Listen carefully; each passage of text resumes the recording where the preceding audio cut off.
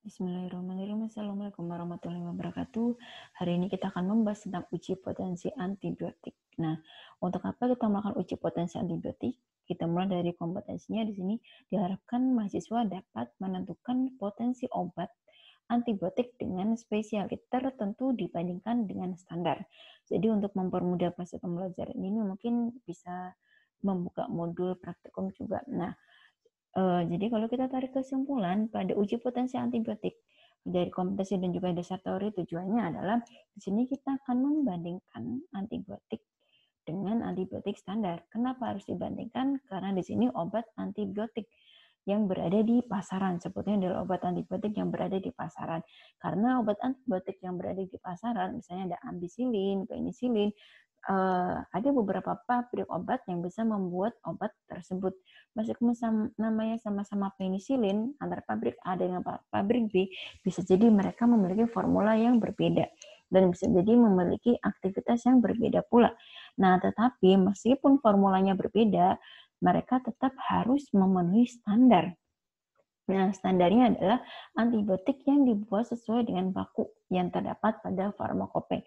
Jadi, prinsip dari uji potensi antibiotik ini adalah kita akan membandingkan antibiotik yang beredar di pasaran dengan antibiotik baku ataupun antibiotik standar yang dibuat sesuai dengan farmakope. Nah, kalau di modul ini kita masih menggunakan FI3, kita tahu bahwa sekarang farmakope Indonesia sudah sampai jilid kelima. Jadi mungkin sudah ada beberapa pembaharuan lagi. Tapi kita tidak apa-apa, kita coba membahas dari FI3 tadi. FI3. Nah, hal-hal yang perlu kita lakukan adalah yang pertama, kita harus menyiapkan alat dan bahan dan pastikan alat yang akan kita gunakan dalam kondisi yang steril. Misalnya di sini kita akan menggunakan cairan bakteri harus steril, dalam inokulum, lalu ada juga tempat ataupun wadah yang digunakan untuk meletakkan pengencer ataupun meletakkan sampel kita. Lalu ada juga selain jarum inokulum, kita juga akan menggunakan bore-proof. Jadi di sini sebetulnya metode yang akan kita gunakan adalah metode difusi dengan menggunakan bore-proof. Mungkin sebelumnya sudah pernah kita bahas tentang metode difusi pada aktivitas antibakteri atau aktivitas antimikroba. Jadi, karena kita akan menggunakan difusi, maka kita akan menggunakan sebuah media padat. Media yang bisa kita gunakan ada beberapa macam. Kita bisa menggunakan media standar yaitu MHA, Muller-Hinton agar, atau kita juga bisa menggunakan media NA atau media lain yang sudah disyaratkan dalam farmakope. Nah, jadi kalau di sini media dipilih sesuai dengan biakan. Artinya di sini adalah biakan ada maksud adalah biakan bakteri. Bisa jadi antara bakteri satu dengan bakteri yang lainnya berbeda-beda. Lalu kenapa bakteri harus berbeda? Bakteri di sini berbeda tergantung dari antibiotiknya. Di sini untuk praktikum kita kali ini kita akan menggunakan chloramphenicol dengan bakteri Salmonella. Nah, bisa jadi ketika kita menggunakan ampicillin, bakteri yang kita gunakan juga berbeda. Lalu dari mana kita tahu bahwa bakteri tersebut harus berbeda-beda? Kita kembali ke farmakope. Jadi di dalam farmakope sudah diatur ketika sampel kita adalah chloramphenicol, bakteri yang harus kita gunakan apa. Ketika sampel kita adalah ampicillin, bakteri yang harus kita gunakan apa, sudah diatur di dalam farmakope. Nah, tapi kali ini kita tidak akan membahas tentang farmakope, mungkin akan jauh lebih dibahas ketika di teori. Nah, kita sudah menyiapkan medianya berupa media padat, karena metode yang akan kita lakukan adalah metode difusi, yang selanjutnya kita akan menggunakan LDF atau larut tanda fosfat, dibuat seperti dalam farmakope dan juga sudah diatur pH-nya. LDF ini kita gunakan untuk membuat pengenceran. Lalu di sini persiapan baku ataupun standar dilakukan penimbangan secara seksama dengan perhitungan kadar sesuai dengan rencana penelitian. Jadi baku ataupun standar cara pembuatan juga sudah diatur dalam farmakope. Tapi kali ini kita tidak akan membuat baku ataupun standarnya. Nah, suspensi mikroorganisme uji juga sudah disiapkan sesuai dengan yang ada di dalam farmakope juga. Minimal di sini kita menggunakan suspensi baru atau suspensi yang sudah diremajakan 1 kali 24 jam sebelum kita melakukan uji aktivitas. Setelah semua alat dan bahan siap, maka suspensi bakteri percobaan bisa kita mulai. Nah, di sini tahapan pertama adalah kita akan membuat atau kita akan meletakkan media padat kita di dalam media padat kita di dalam sebuah cawan Petri. Nah, jadi mungkin sudah kita bisa kembali pada tahapan uji difusi kemarin, bahwa kita menggunakan cawan Petri yang sudah berisi media padat. Dan di sini kita menggunakan metode bore proof. Ya, kita menggunakan metode, bukan bore proof, tapi metode sumuran. Apakah harus menggunakan sumuran? Tidak, kita akan menggunakan cakram disk juga boleh. Tetapi di sini kita akan mencoba untuk metode sumuran terlebih dahulu. Nah, jadi setelah media kita berada di dalam cawan Petri, maka kita pastikan media kita sudah dalam kondisi memadat. Setelah media kita memadat, maka tahapan selanjutnya adalah ratakan suspensi biarkan, lalu biarkan selama 5 menit. Jadi, pada media kita yang memadat,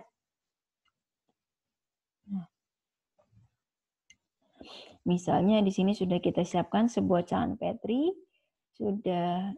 anggap saja ini adalah sebuah lingkaran, sebuah cawan Petri. Dari cawan Petri ini kita gores. Biarkan bakteri. Kita ambil menggunakan kapas ini steril. Cara menggoresnya, kita menggores, ini adalah goresan yang pertama, goresan yang kedua, lalu goresan yang ketiga.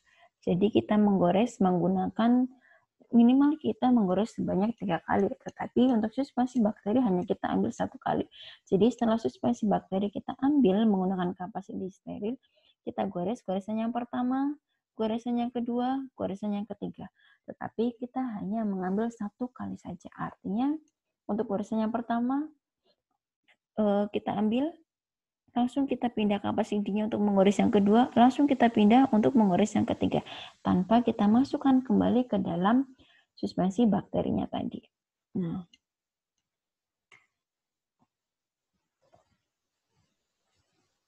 oke, setelah kita gores, lalu kita diamkan selama 5 menit.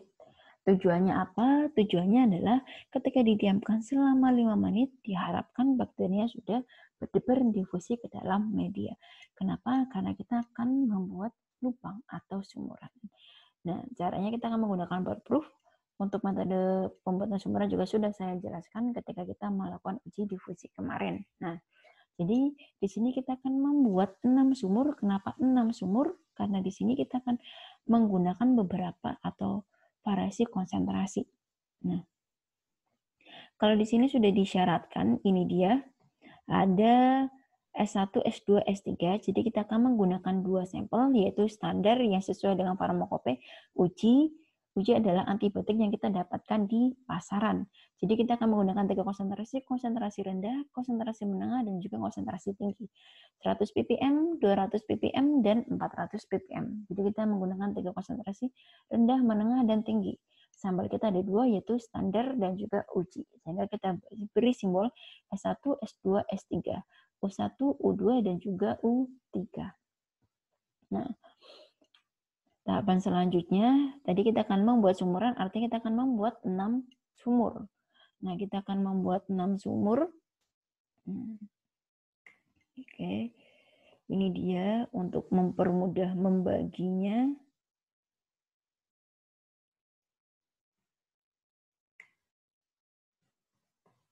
Nah, kita bagi menjadi 6 sumur. Kita buat lubang yang pertama, lubang yang kedua, lubang yang ketiga, lubang yang keempat, lubang kelima, dan juga lubang yang keenam. Nah, jadi kita membuat lubang. Dan di sini, karena media kita sudah kita beri biakan bakteri, maka sisanya tidak boleh langsung kita buang, tetapi harus kita buang di dalam sebuah cairan disinfektan.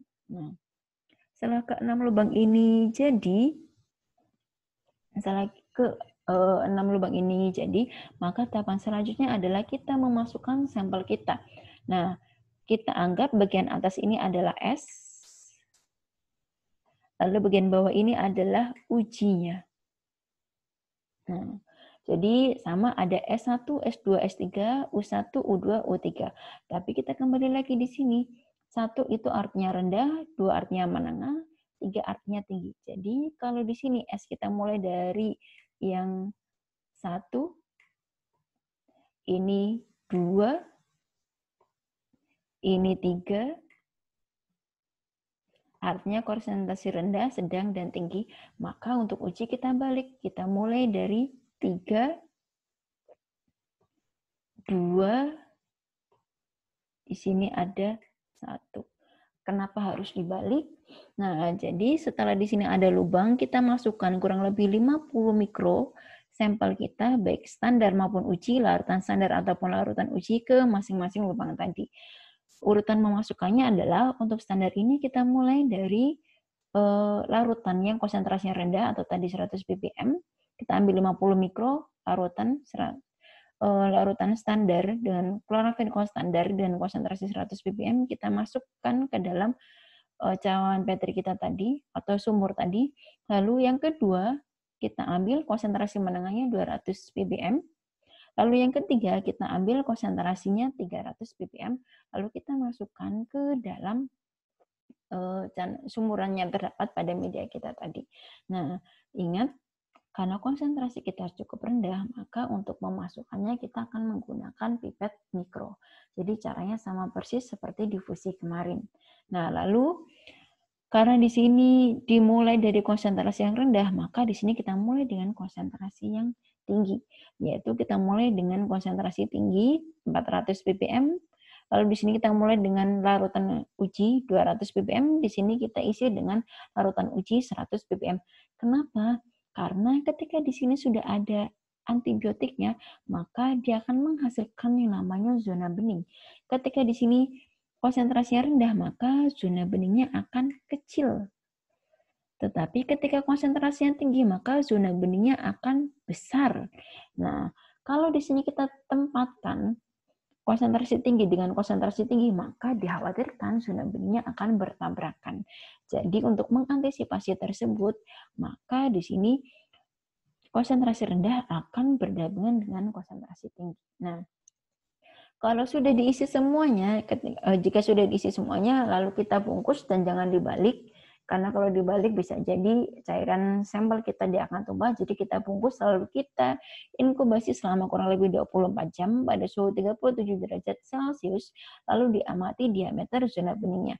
Nah, standarnya untuk pengukuran diameter kita akan menggunakan jangka sorong. Nah, setelah itu kita hitung dalam satuan milimeter, lalu kita ubah menjadi mikro, sehingga akan kita kalikan 10. Dari hasil perhitungan tadi kita kalikan 10. Nah, oke. Lalu tahapan selanjutnya kita akan menghitung nilai dari potensi antibiotiknya tadi. Nah, ini dia rumusnya. Untuk mempermudah, saya punya sedikit gambaran.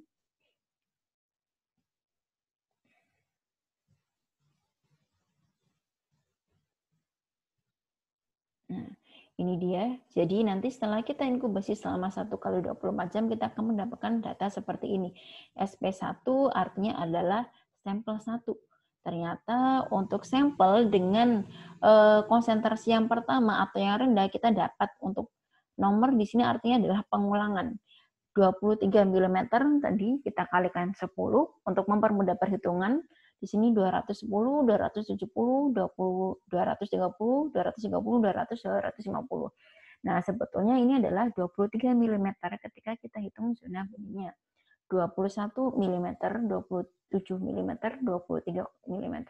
Begitu juga dengan sampel kita untuk yang menengah. Nah, kita hitung zona beningnya ternyata 24 mm, 25 mm. Tidak dikalikan 10 boleh atau tidak boleh, sama saja. Tetapi untuk mempermudah perhitungan kita kalikan 10. Nah, standar juga sama. Standar yang pertama, di sini kita hitung diameter zona beningnya, ternyata kita dapat 28 mm. Kita kalikan 10. Begitu juga seterusnya untuk pengulangan 1 sampai pengulangan yang ke-7. Nah, prinsipnya pada uji ini sebetulnya akan kita cari adalah nilai dari antilog R atau antilog dari rasio obat.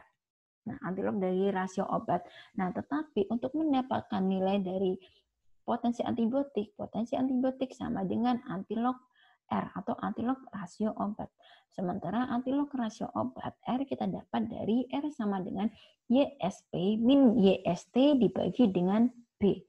Apa itu YSP? Apa itu YST? Nah, oke.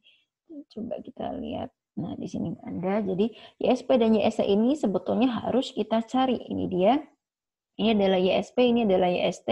YSP didapat dari jumlah SP dibagi dengan N kali dengan D. Jumlah SP itu yang mana? Jumlah SP adalah diameter zona bening untuk SP-nya tadi. Nah, di sini ada SP1, SP2, SP3. Maka kita total atau kita jumlahkan SP1, SP2, SP3-nya berapa. Ini jumlah dari ini semua. Kita dapat nilai, ini dia nilainya. Jumlah SP atau jumlah daya hambat pada sampel kita dibagi dengan N. N adalah banyaknya pengulangan, lalu dikali dengan D. D adalah banyaknya dosis yang kita gunakan. Jadi kalau pada contoh ini kita menggunakan pengulangan ada 7 kali. Lalu dosisnya ada berapa? Dosisnya karena di sini ada SP1, SP2, SP3, berarti kita menggunakan 3 dosis. Sehingga bisa kita masukkan nilai N-nya adalah 7, D-nya adalah 3. Begitu juga dengan YST juga sama. Di sini YST sama dengan jumlah ST dibagi dengan N dikali dengan D. N adalah pengulangan untuk standarnya dan D adalah jumlah dosis untuk standar. Lalu selain ada YSP dan YST, yang kita butuhkan adalah nilai B. B kita dapat dari LSP ditambah dengan LST dibagi dengan D. Min 1 dikali I dikali N dikali dengan H. Nah, lalu karena kita membutuhkan LSP, maka kita harus mencari terlebih dahulu LSP dan LST. LSP didapat dari total dari SP1 atau SP konsentrasi terendah, saya balik, total dari selisih antara diameter yang didapat dari konsentrasi tertinggi dikurangi dengan total diameter yang didapat dari konsentrasi yang terendah. Sehingga di sini LSP sama dengan SP3, konsentrasi tertinggi dikurangi dengan SP1, konsentrasi terendah. Maka kita akan menemukan nilai dari LSP. Begitu juga dengan LST. LST artinya adalah nilai L dari ST, yaitu standarnya. Jadi konsentrasi standar ataupun baku tertinggi dikurangi dengan konsentrasi standar ataupun baku terendah. Nah, kalau sudah dibagi dengan nilai dari D, dia tadi di sini kita juga sudah menemukan dia adalah baiknya dosis D min 1 dikali dengan I. Nah, dikali dengan I adalah log tingkat dosis. Log tingkat dosis. Tingkat dosisnya berapa? 1, 2. Jadi log 2. Karena kita menggunakan 2 tingkat dosis. Dari 100 ke 200, 200 ke 400. Maka di sini I adalah log tingkat dosis tadi. Log 2 yaitu 0,3. Sekian-sekian. Lalu N di sini tadi banyaknya pengulangan yaitu 7. H di sini adalah H kalau tidak salah banyaknya sampel. Jumlah obat yang digunakan, iya betul. H di sini adalah banyaknya sampel. Jadi di sini kita menggunakan 2 yaitu sampel hanya 1 dan juga standar. Jadi nilai H-nya adalah 2. Baru kita dapat nilai B. Setelah kita dapat nilai B, baru bisa kita masukkan untuk mencari nilai R. Setelah kita dapat nilai R, baru kita anti-logkan. Yaitu anti-log 0,18 adalah 0,66. Lalu kita ubah dalam bentuk persen. Potensinya kita ubah dalam bentuk persen. 0,66 kita kalikan 100%, maka kita dapat nilai 66%. Nah, standar yang baik untuk nilai potensi antibiotik yaitu 95 sampai 105%. Artinya obat kita baik atau formula kita sudah baik untuk diedarkan. Kalau nilainya kurang atau melebihi batas, artinya kita memerlukan formula yang baru supaya nilai potensi antibiotiknya tidak melebihi batas, yaitu 95 sampai 105%. Nah, mungkin itu sedikit gambaran. Kita akan lanjutkan untuk sesi diskusi.